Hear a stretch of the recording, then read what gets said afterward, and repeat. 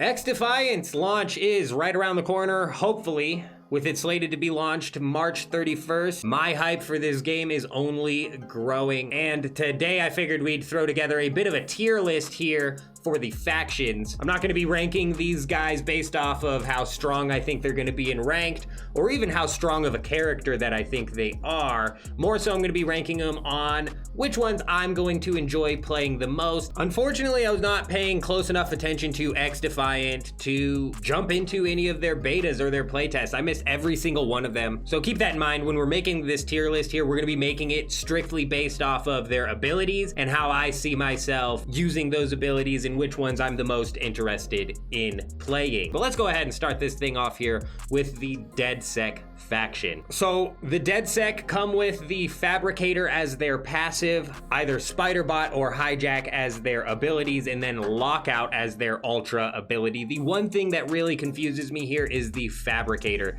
This passive says after a device is deployed, the Fabricator prints a new one. I'm not sure what they mean by device, and what do they mean by printing a new one? Is the Fabricator on the map somewhere? Do I have to go grab it? If I drop a grenade, do I get another grenade? Do I just have infinite grenades? I don't understand how this works, right? I'm not sure exactly what they mean by this. Is there a cooldown on it perhaps? So if I throw a grenade, I get another grenade, then it's on cooldown? I don't know. When it comes to his abilities, Hijack and Spiderbot though, I think I would mainly gravitate towards using Hijack, which would hack the enemy deployed abilities and make them your own. There's a lot of outplay that can happen with this, right? You can steal an enemy's wall that's protecting them. You can swap a drone that's dropping napalm on you, right? And just to sidestep very briefly here, I want to point out that a lot of these abilities with these factions remind me of abilities that come with classes inside of the game Rogue Company, which is a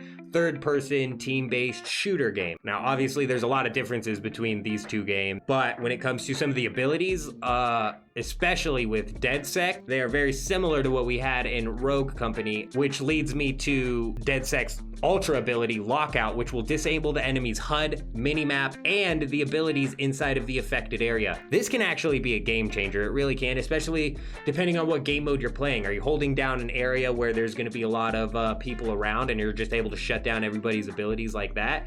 It could throw off an echelon pushing you with his Splinter Cell goggles. Like, I think DeadSec is a really top tier class, if I'm being honest. I do. And I want to, again, preface that I'm not making this tier list based off of what class I think is going to be the best or what class I think is possibly going to work its way into the ranked meta. I'm simply kind of making this list off of what class I see myself playing the most. And even though DeadSec's abilities are good, in my opinion, I just don't see myself playing a whole ton of DeadSec. I am going to put them right down here into the C class because like I said, I don't see myself playing them a whole ton. Moving on here, let's talk about the cleaners. These are the flamethrower folk, and their passive is going to be incendiary rounds. This is going to allow you to inflict extra burn damage, but decrease your weapon's range. With their two abilities being Firebomb and Incinerator Drone, Firebomb is going to detonate a Molotov cocktail,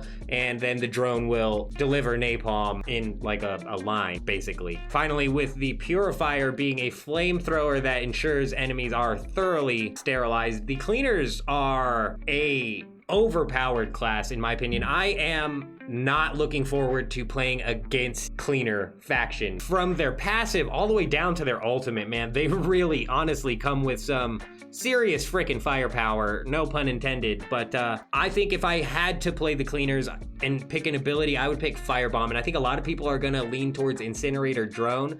But as we saw with the DeadSec class, you know, that could get countered fairly easily and turned around to get used against you and your team. Again, that kind of depends on how many people decide to play DeadSec and are good at it. But I think I would rock with the Firebomb, which is the Molotov cocktail igniting the area. Kind of maybe a get out of jail free card possibly. And then the Purifier ultimate, man. I'm not looking to playing against the cleaners, but in that same breath, I'm not gonna be playing as the cleaners. And let me explain why. It's all down to the passive Incendiary Rounds. This is ammo that inflicts burn damage but decreases weapon range. I personally love to snipe, okay?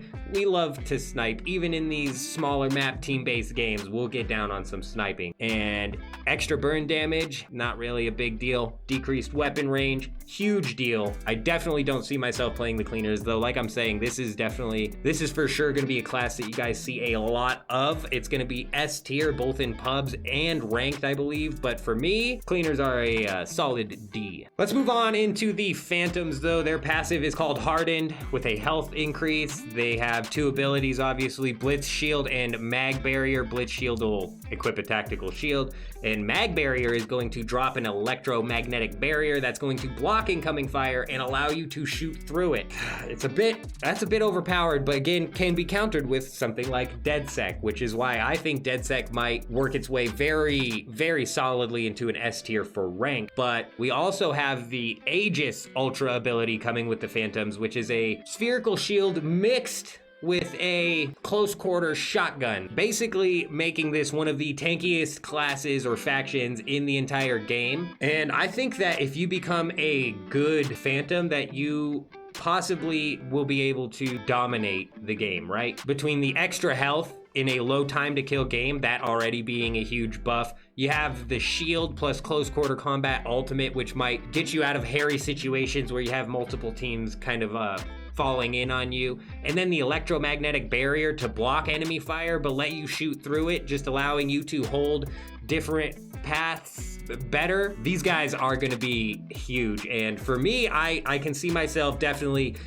playing them a lot, especially once I first jump into the game. Maybe kind of give us a little bit of a defensive buff, if you will, to help us get into the swing of XDefiant. I'm gonna drop Phantoms into the A class. Are we gonna catch an S tier class today? I don't know. Honestly, I don't know. I'm doing this. We're going through this together. I haven't laid out this at all. Next up, we're going to go over the Libertad. This faction's passive is going to slowly heal both them and nearby allies. One of the abilities is going to be a bit of a boost to the total health and regen for you and nearby allies. The second ability being one that will launch a gas canister that heals friendlies until it's destroyed. That's huge. Keep an eye on that. The Libertad are an interesting class. They really are. And in ranked, you're almost going to have Libertad on your team, preferably one that is good, really good, with El Remedio, which is the revitalizing gas canister that is going to heal friendlies until it's destroyed. Meaning if you place this in the right area, your allies are going to be having their health buffed, and not buffed, is healed for the duration that it is in that spot. I don't know how big of an area this is. I don't know how well you're able to hide this canister, but I definitely see some Libertad faction mains being really good at their canister placement, which is going to be a match changer for their team. I'm not like the hugest fan of team play, you know, like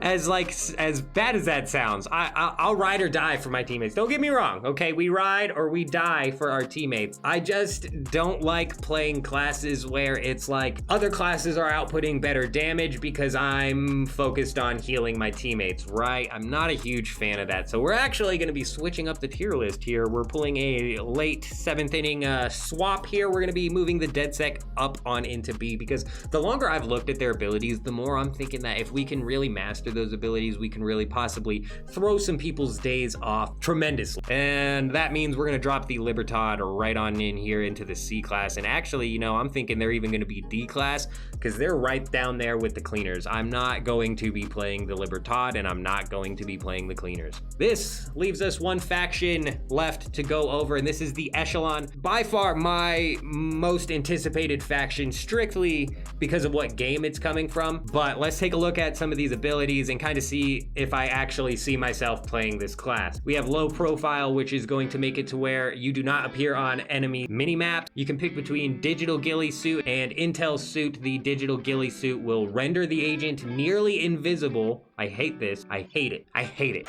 I'm gonna try not to like sidetrack off on a rant here, but I actually hate the invisibility. Let's talk about it. The finals. Has anybody ever seen a game that allows people to go completely invisible, such as the finals, in an on and off type motion that just basically allows them to run constantly and completely and entirely invisible? I mean, we've had invisibility in games, but you can usually still somewhat pick out where the person's at, right? Dude, the finals, it's gone. They're gone. You can't see them for nothing. Okay, so I'm really hoping that digital ghillie suit doesn't create that same problem, because I hate playing against invisible creeps, all right? But then we have intel suit, which is gonna share the location of nearby enemies with your team. Love it, whatever, we'll take it. It's a decent ability. It beats the hell out of digital ghillie suit. I can't imagine playing sniper and invisible, and you'll see some of those cheesy bastards in the final. Moving on to the sonar goggles. This is gonna reveal enemies and hunt them down with the classic 3rd echelon 5.7 pistol. Overall, I like the echelon class just because I'm a little bit biased, right? I'm excited that they're coming from Splinter Cell, but if we look at these abilities and we're real with ourselves here, sharing the location of nearby enemies with your team is a decent ability, but it's not one that really helps you output any extra damage. And then we have sonar goggles, which is going to reveal the enemies, but then you have to hunt them down with the pistol. Like I said, I prefer to snipe. I like to snipe. Not discounting the fact that we could, you know, run the sniper the whole time, and then when our ultimate's up, we pop the sonar goggles and go ham with the pistol, right? I want to like this class so much, I do, but I feel like it does get outweighed by a lot of the other classes. Something that helps my sniper out a bit is the agent does not appear on enemy minimap. And if I really wanted to be honest, we could do digital ghillie suit and go invisible, which would, you know, help us maybe reposition with our sniper when it gets a little too heavy up close and personal, because the time to kill is very short in this game. So if you're gonna be running the sniper, you don't wanna be right in the mix of things, you know? So as much, I won't play digital ghillie suit. I won't, I can't, okay? Unless the invisibility isn't cheesy, but we've seen some of it on the game. It looks cheesy as hell. I can't do digital. So we're gonna be running intel suit, and just strictly because that we're gonna put them into the B class. We're dropping them in the B, and I can't believe it. Going into this, I was definitely thinking we were gonna drop the echelon into the S tier, but as I read through the abilities, I'm thinking, no, it's gotta go A, and it's gotta go above. No, it does. It goes in B. That's where it goes. It goes in B. None of these factions really play too strongly into a sniper class, aside from the cheesy ass invisible echelon, which I won't play. If I was gonna run invisible echelon, I'd probably throw that into S tier, if I'm being honest, but we're not, so I'm not. There you have it. There's the list. Again, this isn't a ranked list. This isn't a list based off of who I think's better, because obviously the cleaners would be way the fuck up here. This is just a list based off of, you know, who I plan on playing. Let me know down in the comments if this helped you out at all. Maybe dial in who you're thinking about maining in XDefiant. I do have more videos planned in the lead up to the launch of XDefiant. Keep an eye out for those. I'm gonna be live over at Kick. When it does finally launch, we're gonna be playing the hell out of some XDefiant on Kick. And before XDefiant launches as well, we grind out the finals, Pal World, Nightgale. We're all over the place over there. Come stop by, drop a follow, say what's up, doesn't matter. Hope you guys all have an amazing day. I'm out.